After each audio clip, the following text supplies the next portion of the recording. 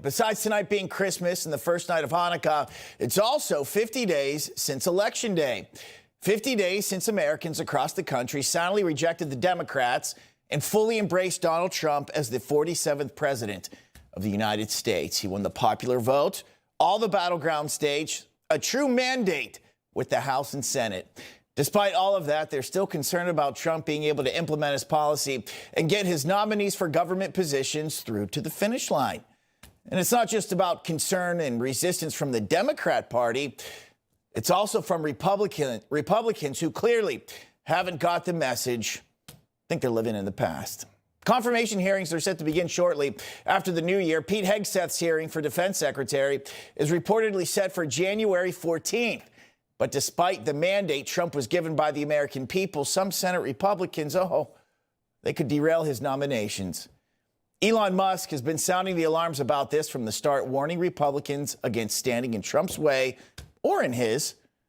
But yet, there are 9 Republican senators who are on the radar expected to vote against Trump's wishes, including former Senate GOP Majority Leader Mitch McConnell, Mitch being the highlight of this monologue tonight.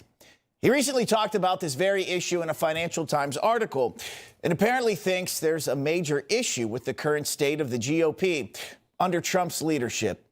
They discussed with him his plans for the last 2 years of his term, and apparently this is what Mitch McConnell thinks. We're in a very, very dangerous world right now, reminiscent of before World War II. He says, even the slogan is the same, America first. That's what they said in the 1930s. If I had to guess, millions of Americans have a very different view of the term America first, that it simply means what it says.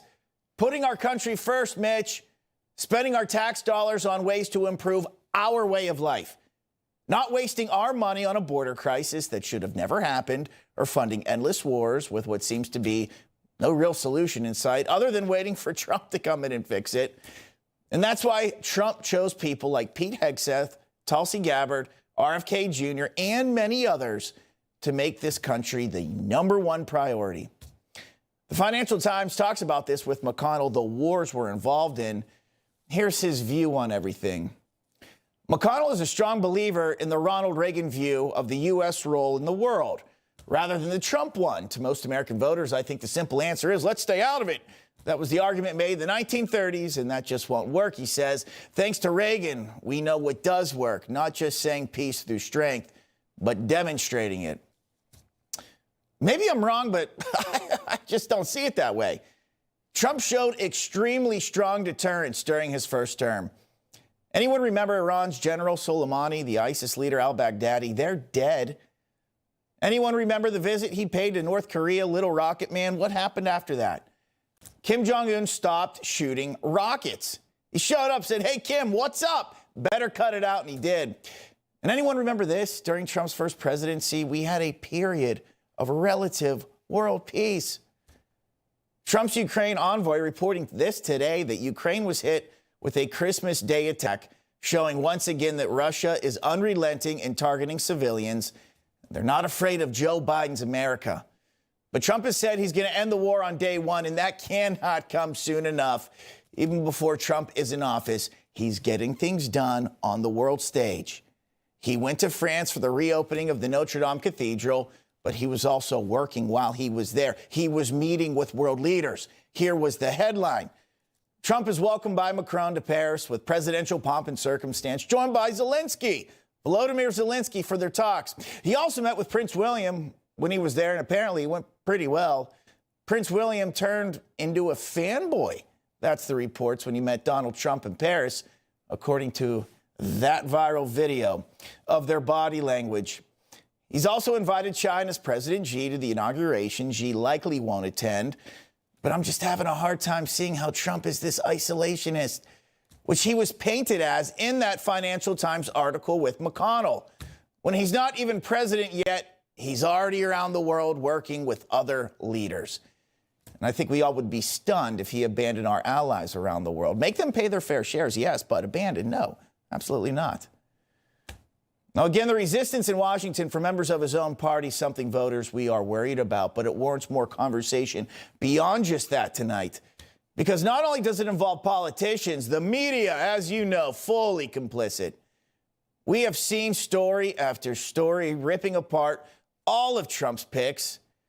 Here's a taste of some of the recent coverage.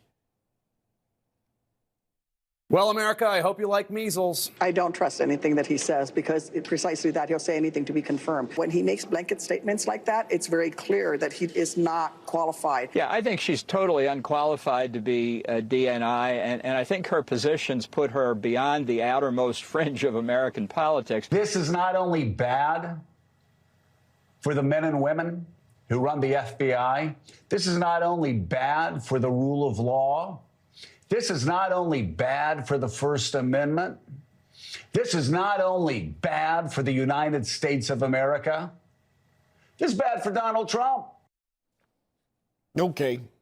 The media research study found that 96% of the coverage of Trump's picks, that it was all negative, all aimed at sinking the nominations, despite Trump's mandate and support from the American people.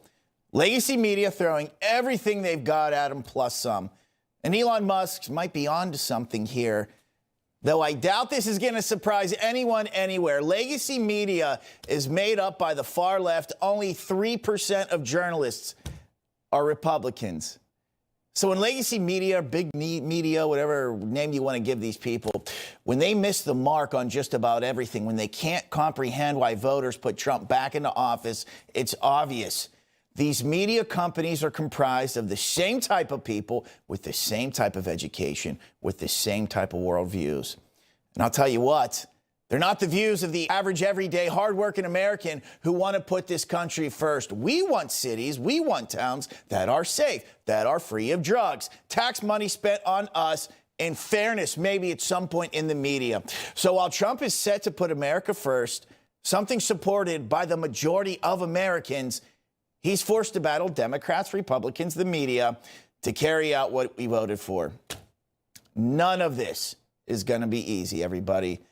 You want to call it draining the swamp, ushering in the golden era of our country, whatever it may be, change is hard. Elon Musk has talked about this. If we have a great president like Donald Trump, who's willing to make major changes, and it's difficult because the system will fight you.